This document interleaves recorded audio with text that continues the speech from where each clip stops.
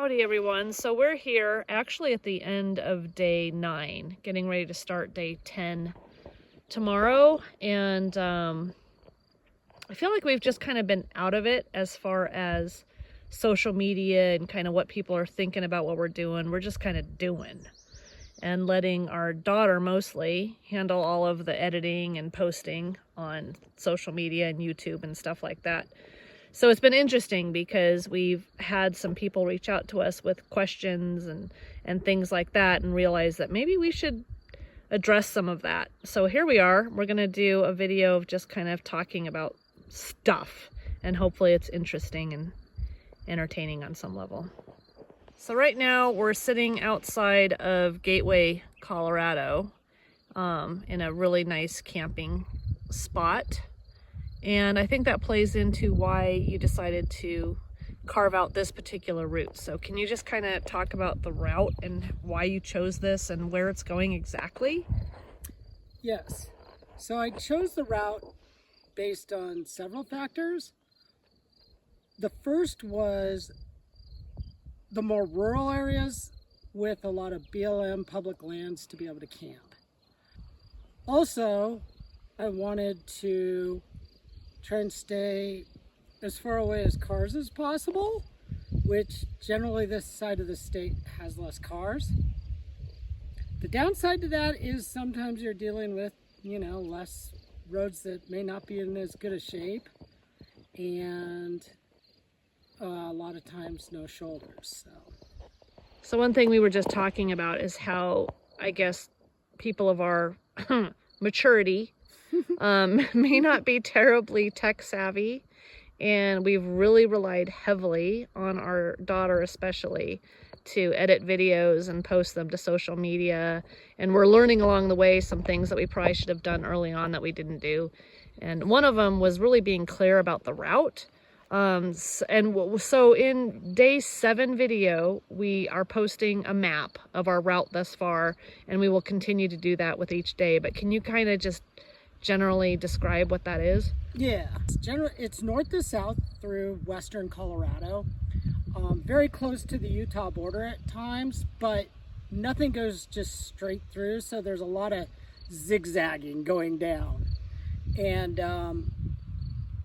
anyway, as you see on the day 7 video, you'll actually see the map, and then every day as I go, you'll see the new portion highlighted, and maybe I will actually just do dots or something for the rest of my route, so you can actually see the whole thing going forward in some of the videos coming up. Ultimately ending at the Four Corners area. Yes. Excellent. So again, our daughter's been answering some of the questions on the YouTube channel, but we've also had some other questions that maybe are duplicates, I don't know. But our dear cousin Doug Kinney from Idaho has reached out, bless him, and talked, and he shared a lot of what's going on and had some really great questions from folks. So we would like to take a couple of minutes to answer a couple of these questions. The first one is from Aaron from West Virginia. He asks, is that a popsicle style with cruiser wheels? So yes, it is a popsicle style. It's an 8.5. It's a shop deck from 303 Boards in Denver, Colorado, who, actually I gotta give a plug really quick. They're in the X Games Skate Shop Showdown, and they are going to the finals. So watch their stuff on the X Games YouTube channel and vote for them so they can win a gold medal. Anyway, it is, about 32 inches long, and it says, I love Colorado. Thought that was appropriate. And then as far as the wheels go, these are orangutans. They're 70 millimeter.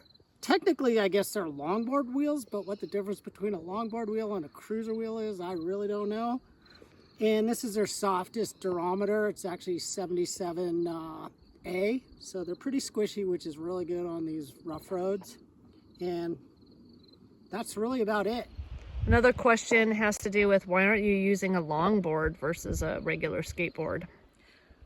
So I've always ridden these type of boards, And I actually feel like a longboard would be harder because they're just heavier and bigger. And I like to be able to pop my board off the ground and stuff, just over cracks and things like that. And it's a lot easier to do on just a popsicle deck. So I just crank the truck super tight so I don't get wheel bite, keep it really low, trucks are right on the deck, 149 Indies. Then I don't have to worry about it. It's just trying to cover miles. It's not really for like downhilling so much. And you can do sweet tricks. Well, I can't, but I know some kids that we like to skate with that I could give this board to, and they do really sweet tricks. Swagger down the street with your red lips and funky beat. You better hold your head up to the sky. I'm gonna roll with you till the day I die.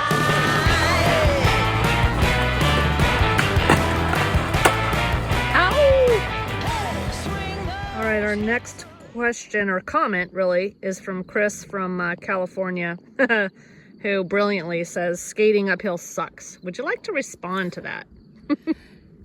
You know, I agree with that, but I think the older you get, it's not as scary as going downhill and like, you know, hitting kickers and Euro gaps and things like that. So you just do what you can still do.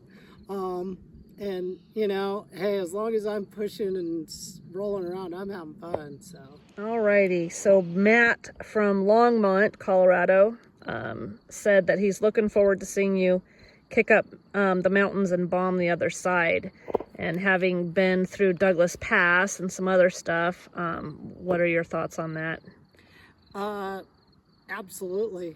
Shout out to another Colorado person. Yeah, coming down Douglas Pass was probably the most fun part of this trip, honestly, because it was like freshly paved, super smooth, like glass, perfect grade to where you could just carve and go. And I don't know, I just felt like I had perma-smile going on that day. You did, and you did 50 miles, which shocked the heck out of me doing Douglas Pass. Well, downhill helps, and I only had to go like a little bit. I mean, it's only 2 miles up the steep part of Douglas Pass, and I think it was 11 miles to the top, and then gravity took care of the rest. All right, the next question is one that really resonates with me, and I really want to get your reaction to it. It's Jason from Mississippi. His comment is, "That's freedom." How do you feel about that? Because it certainly seems from my perspective that you're having the time of your life. Oh, 100% freedom. You know, I think anytime that you're able to just be out there doing what you love to do, that's kind of the definition of freedom.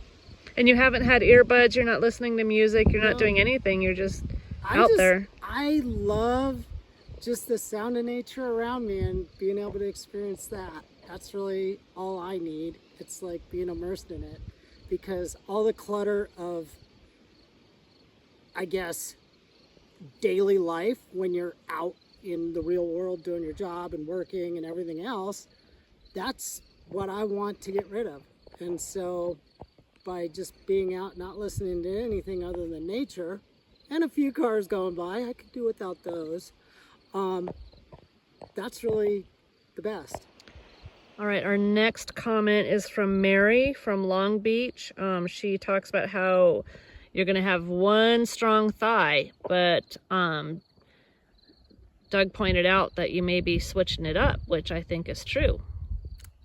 Yes, so hopefully, I mean, yeah, it's either gonna get stronger or it's gonna explode. So I feel like you've gotten stronger as the days have gone on. Definitely. I think that as you keep doing things, you kind of get past that soreness and you start to adapt to it and feel stronger, oddly.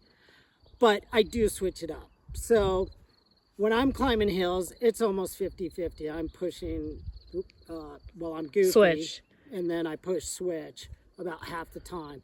When I'm just cruising going faster, I'm not doing switch quite as much, especially if there's like a hill coming up, because I'm not as confident braking switch. So everything going downhill, I'm riding regular, or my regular stance, just because, yeah. You don't want to die. I don't want to die. I can only brake the one way. So I just wanted to quickly thank some of the people who've commented and just been very supportive.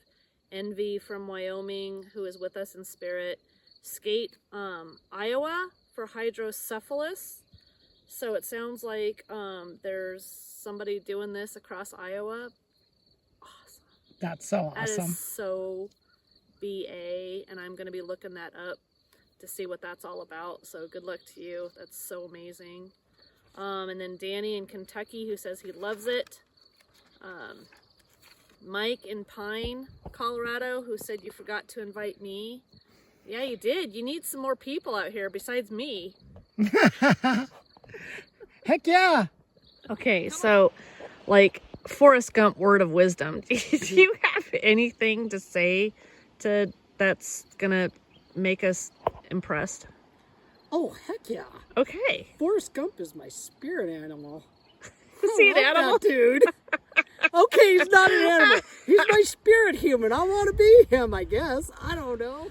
So, Doug, absolutely 100% you need to get back out on a skateboard. Take it easy at first, but it is one of the most freeing things you can do and super fun at the same time. And be careful. Don't wreck yourself from your cousin. Well, yeah, that does happen sometimes. And thank you. Shout out to Brooke Yates, who's been doing an incredible job of taking all of the videos, which is 10 times, 20 times what you're seeing on YouTube. And she's able to kind of sift through it and put it on iMovie. And I know it's frustrating, and she's done an incredible job. So thank you for that. Yes, thank you, Brooke. All right, y'all. See Bye. you tomorrow.